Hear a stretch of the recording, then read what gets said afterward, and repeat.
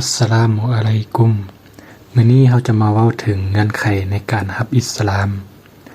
ซึ่งสรุปมาจากการบรรยายของอาจารย์อามีนรอนา เงื่อนไขข้อที่ 1 จะต้องยอมรับว่าพระองค์อัลลอฮ์คือพระผู้เป็นเจ้าที่แท้จริงเพียงผู้เดียว เป็นผู้บริหารจักรวาล สร้างมนุษย์ให้เป็นให้ตายและอื่นๆ เพียงผู้เดียวเท่านั้น ข้อที่ 2 จะต้องยอมรับว่ามนุษย์จะต้องเคารพสักการะวิงวอนต่อพระองค์อัลลอฮ์เพียงผู้เดียว พร้อมกับปฏิเสธทุกสิ่งที่ถูกสักการะนอกเหนือจากพระองค์อัลลอฮ์ข้อที่ 3 จะต้องยอมรับว่าท่านนบีมุฮัมมัดคือศาสดาทูตของพระองค์อัลลอฮ์ที่แท้จริง ท่านถูกส่งลงมาเพื่อสอนศาสนาแก่มนุษย์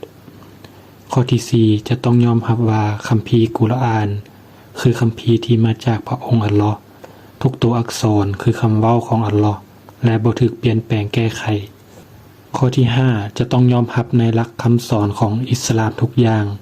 ถึงว่าจะบ่สามารถปฏิบัติตามหลักการศาสนาได้ทุกข้อ แต่จะต้องบ่ปฏิเสธว่าอิสลามได้สอนแบบนั้นแท้ และจะต้องบ่ดูถูกคำสอนอิสลาม ข้อที่ 6 จะต้องยอมรับว่าศาสนาอิสลามเท่านั้นที่เป็นทางรอดบ่มีทางอื่นนอกเหนือจากอิสลามอีก ผู้ใดปฏิเสธอิสลามผู้นั้นจะประสบกับความขาดทุนและหายนะ